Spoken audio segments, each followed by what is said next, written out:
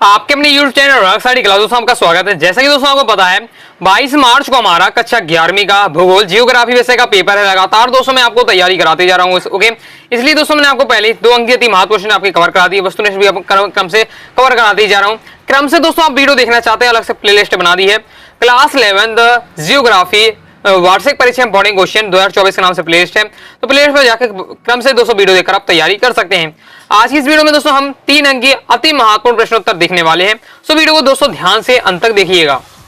3 अंक की अति महत्वपूर्ण प्रश्नोत्तर की सीरीज में आपका पार्ट 1 है ओके। तो सफलता की पोशाक कभी तैयार नहीं मिलती, इसे बनाने के लिए मेहनत का हुनर चाहिए।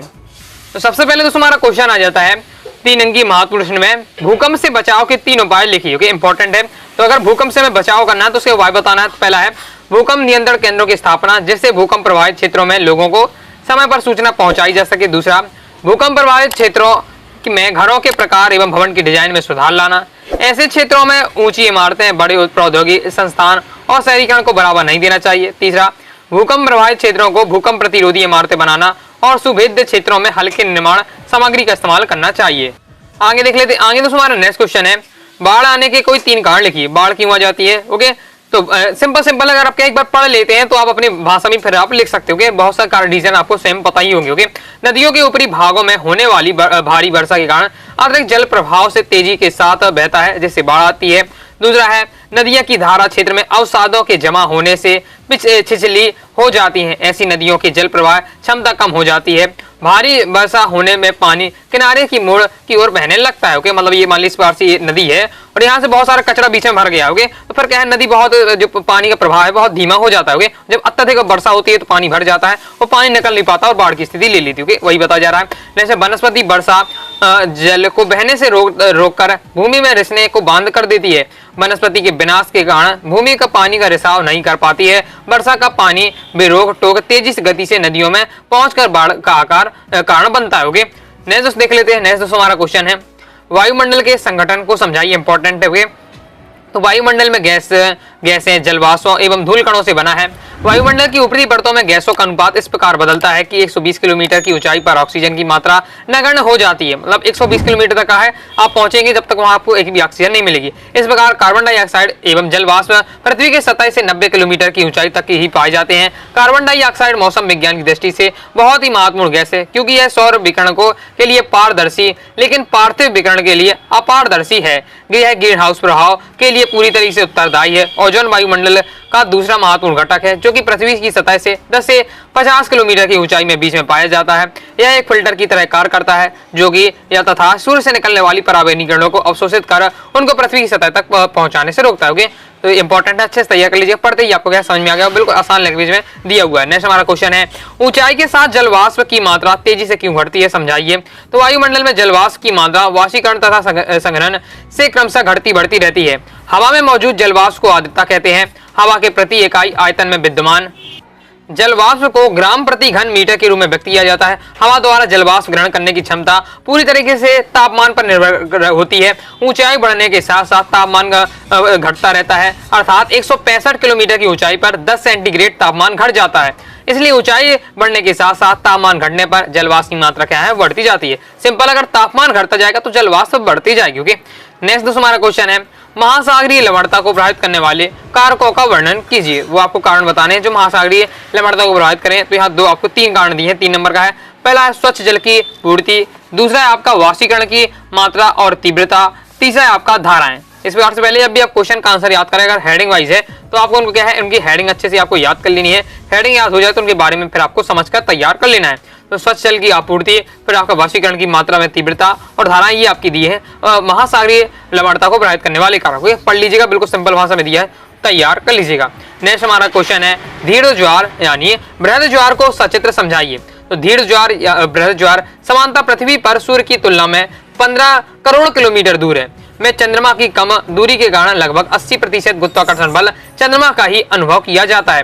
तथापि पूर्णिमा व अमावस्या के दिन चंद्रमा सूर्य के संयुक्त आकर्षण शक्ति इन तीनों इकाइयों की एक सरल लेखा में उपस्थिति के कारण काफी अधिक हो जाता है। इसी कारण पूर्णिमा और अमावस्या की दोनों तिथियों को पृथ्वी के महासागरों पर उत्पन्न होने वाले ज्वार समान ज्वार की अपेक्षा 20% क्या अधिक होती है। इसी कारण से क्या है दीर्घ ज्वार कहा जाता है। मतलब क्या है पूर्णिमा और अमावस्या के दिन क्या हो जाता है, जो चंद्रमा, पृथ्वी और सूर्य है ये तीनों सरल लेखा में आ जाते हैं, तीनों क्रम में आ जाते हैं। इससे क्या है जो आकर्षण बल लगता है, गुरुत्वाकर्षण बहुत तेज लगने लगता है। जब बहुत तेज लगने लगता है तो पानी क्या ऊपर की खींचने लगता है, ओके, मतलब वायुमंडल समझ लीजिए खींचने लगता है पानी को, ओके। तो ये है बहुत तेजी से दीर्घ ज्वार बनता है, ओके, नॉर्मल दिनों की अपेक्षा, ओके। तो वही बताया जा रहा है, आगे देख लेते हैं। ओके दोस्तों, ये आपका चित्र के माध्यम से समझाया गया है। चित्र माध्यम से किस प्रकार से ये अपनी पृथ्वी है, ये हमारा चंद्रमा है, ओके, इस प्रकार से आपका बताया गया, और ये हमारा सूर्य है, ओके। तो यहाँ से देख सकते हैं पूरे तीनों क्या है पूरे क्रम तीनों क्रम से आ जाते होंगे। तो इस स्थिति में होता है आपका दीर्घ ज्वार, ओके। दोस्तों टेलीग्राम चैनल को ज्वाइन जरूर कर लीजिएगा। ज्वाइन करने के लिए दोस्तों डिस्क्रिप्शन में मैंने टेलीग्राम चैनल की लिंक दे दी है, क्लिक करके आप ज्वाइन हो जाइएगा। या फिर दोस्तों आप क्या है टेलीग्राम ऐप पर जाइएगा और सर्च करिएगा अनुराग स्टडी क्लासेस। सबसे पहले आपको अपना चैनल मिल जाएगा। 90,000 से ज्यादा स्टूडेंट जुड़े हुए हैं, यहाँ जरूर ज्वाइन हो जाएगा। फायदा ये रहेगा कि आपको वीडियो नोटिफिकेशन तुरंत ही मिल जाएगी। इंपॉर्टेंट दोस्तों आपको क्या है पीडीएफ वगैरह आपको तुरंत ही यहाँ मिल जाती है, साथ ही इंपॉर्टेंट इन्फॉर्मेशन, ओके। तो ज्वाइन करके जरूर कीजिएगा। आगे देख लेते हैं। नेक्स्ट हमारा क्वेश्चन है 7वां, उत्तर भारत के मैदान का महत्व लिखिए। उत्तर भारत के मैदान का क्या महत्व है, इंपॉर्टेंट क्वेश्चन है, ये आपका दिया हुआ है। तो दोस्तों क्रम से तैयार कर लीजिएगा, मैं पढ़ नहीं रहा हूँ, ओके, क्रम से तैयार कर लीजिए। इजी लैंग्वेज में दिया हुआ है, पढ़ लीजिएगा, समझ कर याद करिएगा, ओके, उनके कंसेप्ट समझिएगा, तो फिर आपको आसानी से याद हो जाएगा, ओके। क्योंकि एज से क्यों रटना नहीं जा सकता, जो व्यक्ति पूरा मतलब ऐसे वही अच्छे से नंबर ला सकता है जिसके अंदर रटने की क्षमता हो, समझने की क्षमता हो, ओके। तो सब इसमें आवश्यकता होती है, कहीं कहीं रटना भी पड़ता है, समझना ही पड़ता है, ओके। तो इसलिए आपको तैयार कर लेना है। नेक्स्ट हमारा क्वेश्चन है, भारत में नदियों को आपस में जोड़ने के सामाजिक आर्थिक लाभ क्या है। मतलब भारत की नदियों को हम जोड़ते हैं, उनके सामाजिक आर्थिक लाभ क्या है होंगे, ये आपसे पूछा जा रहा है। तो भारत की नदियां दो प्रकार की हैं। पहली वे नदियां जिनमें साल भर पानी रहता है, और दूसरी वे नदियां जिनमें साल भर पानी नहीं रहता है। भारत की नदियां प्रति वर्ष जल की विशाल मात्रा वहन करती हैं, लेकिन समय व स्थान की दृष्टि से इनका वितरण क्या समान नहीं है। वर्षा ऋतु में अधिकांश जल बाढ़ में व्यर्थ हो जाता है और समुद्र में बह जाता है। इसी प्रकार जब देश के एक भाग में बाढ़ होती है तो दूसरी भाग में क्या है सूखाग्रस्त होता है। यदि हम नदियों को आपस में जोड़ देते हैं तो बाढ़ और सूखे की समस्या हल हो जाएगी। पर्याप्त मात्रा में जल उपलब्ध होने के कारण पीने की समस्या का भी क्या है पीने के पानी की समस्या हल हो जाएगी। हजारों करोड़ों रुपयों की बचत होगी, पैदावार की बढ़ोतरी होगी और तथा किसानों की आर्थिक हालात सुधरेगी। अतः स्पष्ट है कि भारत की नदियों को आपस जोड़ने में कई सामाजिक और आर्थिक लाभ प्राप्त होंगे। क्या बताया जा रहा है, भारत में कई ऐसे क्षेत्र हैं कि जहाँ क्या है बिल्कुल सूखा आ जाता है, और उसी समय कई ऐसे क्षेत्र हैं कि वहाँ बाढ़ भी आ रही है, तो कई ऐसे क्षेत्र की उसी समय क्या है बाढ़ हो रही है, कई ऐसे क्षेत्र हैं जिनको पानी के लिए एकदम तरस रहे हैं, सूखा है, ओके। अगर हम भारत की नदियों को जोड़ देते हैं तो फिर क्या है एक समान पानी होगा, तो ना ही फिर बिल्कुल सूखे की स्थिति आएगी और ना ही बिल्कुल बाढ़ की स्थिति आएगी, बिल्कुल एक समान होगा। तो ये फायदा होगा। साथ ही से क्या होगा पैदावार भी बढ़ेगी। अगर भारत की नदियों को एक साथ जोड़ देते हुए तो किसानों को भी फायदा होगा, साथ ही हर जगह फिर ओके पीने का पानी भी उपलब्ध हो पाएगा। तो ये सब समस्या सॉल्व हो जाएंगे, ओके। ये सब में क्या है सामाजिक आर्थिक लाभ होंगे यदि हम क्या है भारत की नदियों को जोड़ देते, ओके। आगे नेक्स्ट क्वेश्चन देख लेते हैं। आगे दोस्तों हमारा नेक्स्ट क्वेश्चन है, भारत में बाढ़ को रोकने के कोई 3 उपाय बताइए। बाढ़ को रोकने के उपाय बताने हैं। तो जैसे पहला है नदियों के ऊपरी भागों में जलाशय बनाए जाए तथा नदियों के ऊपरी जल संग्रहण क्षेत्रों में सघन पौधारोपण करना चाहिए। दूसरा है मैदानों में जल संबंध विकसित किया जाए, तटबंधों की सुरक्षा की जाए एवं वन विनाश पर नियंत्रण किया जाए। तीसरा है पहाड़ी क्षेत्रों में विस्फोटक सामग्री का प्रयोग वर्जित किया जाए। तो ये है आपके भारत में बाढ़ को रोकने के उपायों के तैयार कर लीजिएगा। आगे देख लेते हैं। आगे बढ़ने से पहले दोस्तों बता दूं अभी तक दोस्तों आपने अपने क्लास 11 के जियोग्राफी के कोर्स को ज्वाइन कर सकते हैं। इस कोर्स में दोस्तों आपको 2 अंक 3 अंक 4 अंक महत्वपूर्ण उत्तर मिल जाएंगे, वस्तुनिष्ठ मिल जाएंगे, मतलब कम समय अच्छी तैयारी कर पाएंगे। कोर्स ज्वाइन करने के लिए 90 39 53 44 79 दिए व्हाट्सएप नंबर मैसेज करना है। फीस 99 रुपए, 50% ऑफ चल रहा है, तो केवल 49 रुपए में कोर्स दिया जा रहा है। पीडीएफ के रूप में रहेगा, तो आप क्या आसानी से तैयारी कर पाएंगे। नेक्स्ट दोस्तों हमारा क्वेश्चन है सुनामी के कारण एवं परिणाम लिखिए। तो सुनामी के कारण का है, परिणाम का है, ओके। पहले हम देख लेते हैं कारण। तो सुनामी के कारण है पहला भूकंप, दूसरा है आपका ज्वालामुखी विस्फोट, तीसरा है आपका भूस्खलन। तो ये आपके 3 आपके है सुनामी के कारण दिए हुए, ओके। तो इन्हें आपको तैयार कर लेना, सिंपल भाषा में दिया हुआ है, तैयार कर लीजिएगा। फिर इसका परिणाम में पूछा जा रहा है सुनामी का परिणाम क्या होता है। सुनामी के कारण असीमित जनधन की हानि होती है, तटीय प्रदेशों पर क्या है महाप्रलयकारी दृश्य उपस्थित हो जाता है। तो ये परिणाम होता है, सिंपल भाषा में बिल्कुल दे दिया है, ओके। तैयार कर लीजिएगा। नेक्स्ट हमारा क्वेश्चन है 11वां, पश्चिमी और मध्य भारत में सूखे ज्यादा क्यों पड़ते हैं। तो देख लेते हैं, मतलब जो पश्चिमी और मध्य भारत है यहाँ सूखा पड़ता है, तो क्यों पड़ता है। तो पश्चिमी और मध्य भारत में कम वर्षा होती है, जिसके कारण भूतल पर जल की कमी हो जाती है। कम वर्षा, अत्यधिक वाष्पीकरण और जलाशयों तथा भूमिगत जल के अत्यधिक उपयोग से सूखे की स्थिति पैदा होती है। पश्चिमी भाग में मरुस्थलीय और मध्यवर्तीय भाग पठारी भाग है। इन दोनों क्षेत्रों में जल वर्षा कम होती है, सूखे की स्थिति क्या है उत्पन्न हो जाती है। आगे दोस्तों हमारा नेक्स्ट क्वेश्चन है 12वां, हिमालय और भारत के उत्तरी पूर्वी क्षेत्र में अधिक भूकंप क्यों आते हैं? देख लेते हैं। इंडियन प्लेट प्रतिवर्ष उत्तर व उत्तर पूर्वी दिशा में 1 सेंटीमीटर खिसक रही है, लेकिन उत्तर में स्थित यूरेशियन प्लेट इसके लिए अवरोध पैदा करती है। परिणाम स्वरूप इन दोनों प्लेटों के किनारे ब्लॉक हो जाते हैं और कई स्थानों पर लगातार ऊर्जा संग्रहण होता रहता है। ऊर्जा संग्रहण से तनाव बढ़ता है, जिससे प्लेटों के ब्लॉक टूट जाते हैं और एकाएक ऊर्जा मोचन से भूकंप आ जाता है। इसलिए हिमालय और भारत के उत्तरी पूर्वी क्षेत्र में भूकंप अधिक आते हैं। थोड़ा थोड़ा आपको जटिल लगेगा, लेकिन मैंने शॉर्ट करने का प्रयास किया, शॉर्ट में दिया हुआ है, इसलिए आपको जटिल लग रहा होगा, तो समझकर आपको तैयार कर लेना। नेक्स्ट हमारा क्वेश्चन है, सूर्य ताप को प्रभावित करने वाले कारकों का वर्णन कीजिए। सूर्य ताप को प्रभावित करने वाले कारक देख लेते हैं। पहला है सूर्य से पृथ्वी की दूरी, दूसरा है दिन की अवधि, तीसरा है सूर्य की किरणों का तिरछापन। तो ये आपके तीन आपके कारक दिए हुए हैं सूर्य ताप को जो प्रभावित करते हैं। ओके, तो इनको आपको तैयार करना है, बिल्कुल सिंपल भाषा में दिए क्रम से दोस्तों आप तैयार कर लीजिएगा। जब भी क्वेश्चन का आंसर याद करें तो मैं बता चुका हूं, आपको पहले हेडिंग याद कर लीजिए, जब हेडिंग याद हो जाए तो उनके बारे में अच्छे से समझ लीजिएगा। ओके, नेक्स्ट दोस्तों हमारा क्वेश्चन है, वर्षा के प्रकारों का वर्णन कीजिए। तो वर्षा क्या है, मुख्यतः 3 प्रकार की होती है, संवहनीय वर्षा, पर्वतीय वर्षा और चक्रवातीय वर्षा। पहले आपको संवहनीय वर्षा के बारे में ये दिया हुआ है, इसे तैयार कर लीजिए, स्क्रीनशॉट ले लीजिए। आगे देख लेते हैं। ओके, ये समझा गया आपका संवहनीय वर्षा को, आपको चित्र सहित समझा गया है। तो चित्र देख लीजिए, बिल्कुल बेहतरीन सिंपल चित्र दिया हुआ है, इसे भी आपको चित्र सहित बताना है। ओके, आपको जो भी वर्षा है, अब देखिए आपको 3 नंबर का रहने वाला है, 3 प्रकार की वर्षा है, तो तीनों को आपको क्या हेडिंग डालना है, 2-2 लाइन लिख देनी है, एक चित्र बना देना सिंपल से। ओके, फास्ट ही फिर आपका पर्वतीय रेखा पर्वतीय वर्षा होती है।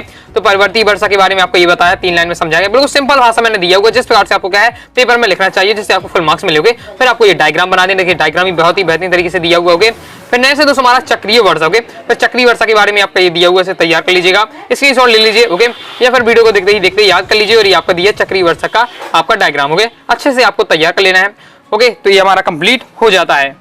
लाइक और शेयर ठोक दीजिए, महाकाल का दबा के लाइक और शेयर ठोक दीजिए। पूरा साल मेहनत करता हूँ आपके लिए बेटा, ऐसा नहीं चलेगा, ऐसा नहीं चलेगा। नेक्स्ट हमारा क्वेश्चन आ जाता 15वां, जल चक्र का सचित्र वर्णन कीजिए। अब ये जल चक्र है, बिल्कुल सिंपल होता है। ओके, बस आपको एक बार पढ़ लेना है, थोड़ा समझ कर लीजिएगा तो आप अपनी भाषा में फिर लिख पाएंगे। ये आपका पूरा जल चक्र के बारे में दिया हुआ है, तो अच्छे से आपको देखना है, और पूरा डायग्राम ये आपका मैंने बताया हुआ है, उसे भी आपको देख लीजिए। ये पूरा आपका जल चक्र का है, और ये पूरा आपको जल चक्र समझाया गया है, तो स्क्रीनशॉट आप ले लीजिए इसका, और अच्छे से आप तैयार कर लीजिएगा।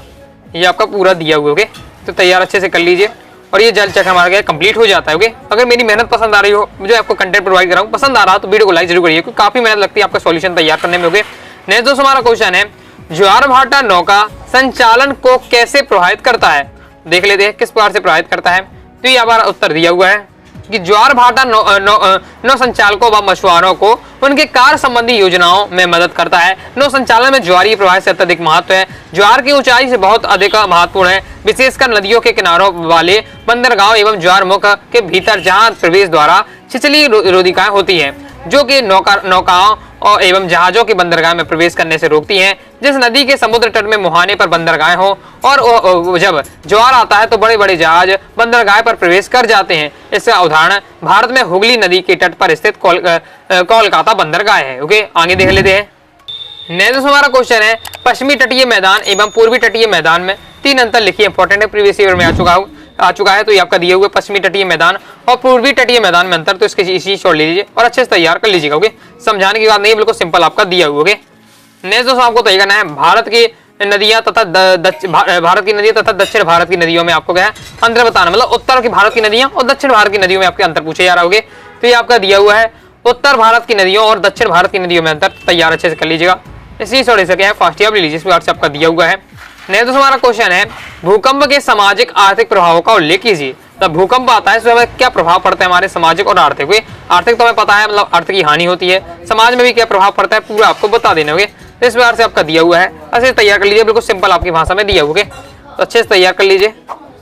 ये आपका दिया हुआ बिल्कुल बताया गया कि इसमें सिर्फ न बस्तियां बल्कि क्या है बुनियादी ढांचे, परिवहन, संचार व्यवस्था, उद्योग और अन्य विकासशील क्रियाओं ध्वस्त करता है, अपितु लोगों की पीढ़ियां के संचित पदार्थ और सामाजिक संस्कृति को विरासत को भी नष्ट कर देता है। यह लोगों के बेघर कर देता है और विकासशील देशों की कमजोर अर्थव्यवस्था की गहरी चोट पहुंचाता है। ये सब आपके दिए भूकंप के सामाजिक और आर्थिक प्रभाव, तैयार कर लीजिएगा। आगे देख लेते हैं। नेक्स्ट हमारा क्वेश्चन है, भारत में सूखे के प्रकारों का वर्णन कीजिए। कोई आपको 3 बताना, 3 नंबर का है तो 3 आपको बताने हैं। तो सूखे के प्रकार कौन से है? पहला है हमारा मौसम विज्ञान संबंधी सूखा, दूसरा है हमारा कृषि सूखा, तीसरा है पारिस्थितिक सूखा। तो ये आपके सूखा के 3 प्रकार होते हैं, तो तीनों को अच्छे से तैयार कर लीजिएगा। ये आपका चीज छोड़ लीजिए इसका। ओके, इस प्रकार से अपना कंप्लीट हो जाता है, पढ़ के ही आप तैयार कर लीजिएगा, कंप्लीट हो जाता है। इस प्रकार से दोस्तों मैंने आपको 3 अंक की महत्व क्वेश्चन बता दी है। कुछ और क्वेश्चन रह जाते हैं, ओके, तो नेक्स्ट पार्ट में कवर कर दूंगा। बाकी इससे पहले 2 अंक की बता चुका हूं, वस्तुनिष्ठ बताते ही जा रहा हूँ। क्रम से भी उसको वीडियो देखना चाहते हैं, अलग से प्लेलिस्ट बना दी है। तो क्लास 11th जियोग्राफी वार्षिक परीक्षा इंपॉर्टेंट क्वेश्चन 2024 के नाम से प्लेलिस्ट है, प्लेलिस्ट जाके क्रम से वीडियो देखकर आप तैयारी कर सकते हैं। तो आई हो दोस्तों आपको वीडियो पसंद आएगी, वीडियो पसंद आए वीडियो लाइक करके चैनल सब्सक्राइब कीजिएगा। कोई दोस्तों डाउट आ रहा है कमेंट बॉक्स में पूछ लीजिएगा। टेलीग्राम चैनल ज्वाइन कर लीजिएगा, साथ ही इंस्टाग्राम फॉलो कर लीजिएगा। मिलते हैं नेक्स्ट वीडियो में, तब तक के लिए बाय बाय।